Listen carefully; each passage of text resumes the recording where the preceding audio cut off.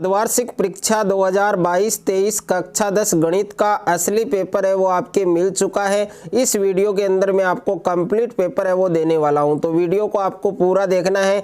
और अगर आपने ये पेपर अच्छे से आपने तैयार कर लिया एग्जाम से पहले, तो आप गणित के अंदर 70 में से 70 नंबर का जो स्कोर है वो अर्धवार्षिक परीक्षा हाफ ईयरली एग्जाम 2022-23 के अंदर कर सकते हैं। तो वीडियो को आपको पूरा देखना है। और सबसे पहले आपको यहाँ पर निर्देश दे रखे हैं, सभी प्रश्न करने अनिवार्य हैं। प्रश्नों के अंक है वो उनके सामने दिए हुए हैं। तो इसमें पहला प्रश्न है आपके कि 98 को अभाज्य संख्याओं के गुणनफल के रूप में लिखा जा सकता है। तो इस रिक्त स्थान में आपके क्या आएगा वो आपको बताना है। उसके बाद में दूसरा प्रश्न है कि √4 एक संख्या है। तो √4 कौन सी संख्या है, आपके परिमेय संख्या होगी या अपरिमेय संख्या होगी। उसके बाद में तीसरा प्रश्न है आपके 1/8 का जो दशमलव प्रसार है वो आपको लिखना है। और क्वेश्चन नंबर 4 है आपके x² + 7x + 10 में शून्यकों का जो गुणनफल है वो आपको बताना है, यानी जो शून्यक है उनका गुणनफल है वो क्या होगा। और क्वेश्चन नंबर 5 है आपके कि मूल बिंदु के जो निर्देशांक है वो क्या होते हैं। तो मूल बिंदु के निर्देशांक आपके 0 0 होते हैं। तो इस रिक्त स्थान में आपको 0 0 है वो लिखना है। उसके बाद में नेक्स्ट है आपके कि निम्न प्रश्नों में सही या गलत बताइए। और इसमें छठा प्रश्न है आपके कि बिंदु 0 0 और 12 5 के बीच की जो दूरी है, जो डिस्टेंस है वो 13 है या नहीं, यानी ये सही है या गलत है वो आपको बताना है। और प्रश्न संख्या 7 है आपके कि अक्ष के समांतर रेखा के निर्देशांक में अक्ष का जो मान है वो 0 होता है। और 8वां प्रश्न है कि अक्ष निर्देशांक को कोटि और y निर्देशांक को भुज कहते हैं, ये सही है या गलत है, सत्य है या असत्य है वो आपको बताना है। उसके बाद में 9वां क्वेश्चन है कि बिंदु अक्ष y की मूल बिंदु से दूरी √x² + y² होती है। और प्रश्न संख्या 10 है कि किसी भी बारंबारता बटन का वर्ग चिन्ह केवल निम्न वर्ग सीमा की सहायता से बताया जा सकता है। और उसके बाद में नेक्स्ट है आपके कि प्रश्न संख्या 11 से 15 बहुवैकल्पिक प्रश्न है, यानी मल्टीपल चॉइस है, सही उत्तर है वो आपको बताना है। तो इसमें क्वेश्चन नंबर 11 है आपके कि 35/50 का दशमलव प्रसार है। तो इसमें आपको 4 ऑप्शन दे रखे हैं, कौन सा ऑप्शन आपका सही होगा वो आपको लिखना है। और क्वेश्चन नंबर 13 है आपके क्वेश्चन नंबर 12 है कि 2 चरों वाला रैखिक समीकरण कौन सा है। तो इसमें भी आपको 4 ऑप्शन दे रखे हैं, 2 चरों वाला जो रैखिक समीकरण है वो आपको बताना है। तो इसमें 2 चरों वाला जो रैखिक समीकरण है वो आपके ब ऑप्शन होगा, तो ये आपका सही उत्तर होगा।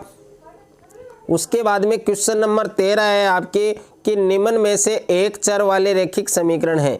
तो इसमें 4 ऑप्शन आपको दे रखा है, कौन सा ऑप्शन आपका सही होगा वो आपको लिखना है। और प्रश्न संख्या 14 है आकृति, और इसमें एक त्रिभुज दिया गया है और इसके समरूप कौन सी आकृति होगी। तो इसमें 4 ऑप्शन आपको दिए गए हैं, जो ऑप्शन आपका सही है वो आपको लिखना है। और 15वां प्रश्न है आपके कि निम्न में द्विघात समीकरण है। तो इसमें भी 4 ऑप्शन आपको दिए गए हैं, इनमें आपको द्विघात समीकरण है वो लिखना है।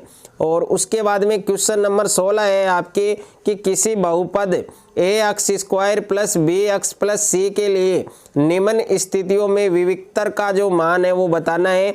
और इसमें 2 प्रश्न है आपके कि जब शून्यक बराबर हों, और दूसरा है आपके कि जब शून्यक अलग अलग हों। उसके बाद में क्वेश्चन नंबर 17 है रेखाखंड AB को बिंदु C किस अनुपात में विभाजित करता है। तो इसमें देखिए आप ये जो चित्र है ये आप देख सकते हैं। और प्रश्न संख्या 18 है कि रैखिक समीकरणों युग्म के लिए अद्वितीय हल के लिए अनुपातों की तुलना लिखें, और ऐसा एक उदाहरण भी आपको इसमें बताना है। उसके बाद में क्वेश्चन नंबर 19 है आपके कि आकृति में त्रिभुज ABC और त्रिभुज ABC की तुलना कीजिए, और CBC को किस अनुपात में विभाजित करता है। तो ये जो चित्र है, ये जो डायग्राम है, इसकी मदद से आपको ये करना है। उसके बाद में क्वेश्चन नंबर 20 है कि किसी बाह्य बिंदु P से वृत्त की अधिकतम कितनी स्पर्श रेखाएं हैं वो खींची जा सकती हैं। और प्रश्न संख्या 21 है कि यूक्लिड विभाजन द्वारा 865 और 255 है उसका आपको HCF है वो ज्ञात करना है। और प्रश्न संख्या 22 है कि x square minus 2x minus 8 बहुपद के जो शून्य के जो जीरोज हैं वो आपको फाइंड करने हैं। और क्वेश्चन नंबर 23 है आपके कि गुणनखंड द्वारा 2x square minus 5x plus 3 इसके आपको मूल है वो बताने हैं। उसके बाद में क्वेश्चन नंबर 24 है कि 7.6 सेमी लंबे एक रेखाखंड को 5:8 में विभाजित करें। प्रश्न संख्या 25 है कि एक वर्त के बाहर एक बिंदु P से वर्त पर स्पर्श रेखाओं की रचना कीजिए।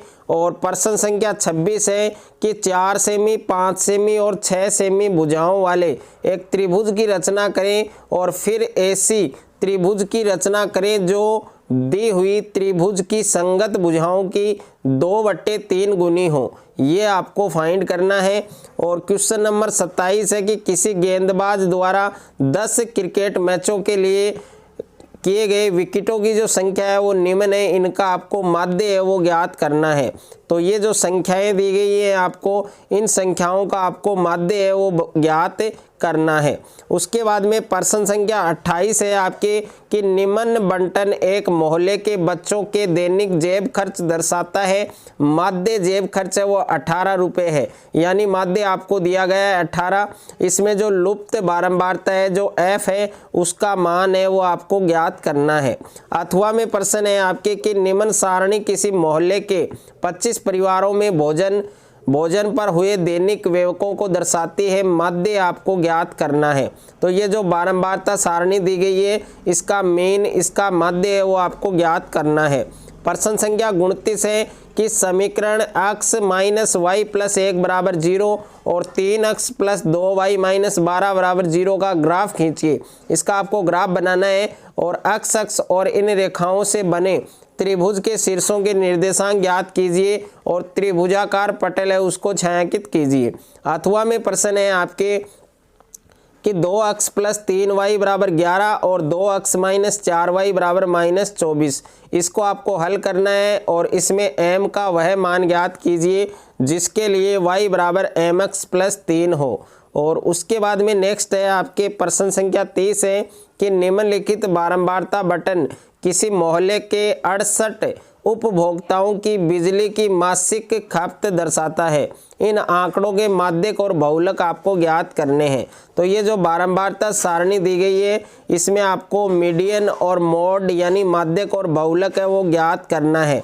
तो ज़्यादा से ज़्यादा बच्चों के साथ इस वीडियो को आपको शेयर करना है, ज़्यादा से ज़्यादा वीडियो को लाइक करना है और चैनल पर आप नए हैं तो चैनल को आप सब्सक्राइब कर लीजिए और साथ में नोटिफिकेशन बेल को आप प्रेस कर लीजिए। और अभी तक यदि आपने व्हाट्सएप ग्रुप और टेलीग्राम ग्रुप को ज्वाइन नहीं किया है तो उनका लिंक आपको डिस्क्रिप्शन में मिल जाएगा। तो वहां जाकर आप टेलीग्राम ग्रुप और व्हाट्सएप ग्रुप को जरूर ज्वाइन करें। और पीडीएफ लिंक है इस पेपर का वो भी आपको डिस्क्रिप्शन में मिलेगा, वहां जाकर आप इसका पेपर का पीडीएफ है वो भी डाउनलोड कर सकते हैं।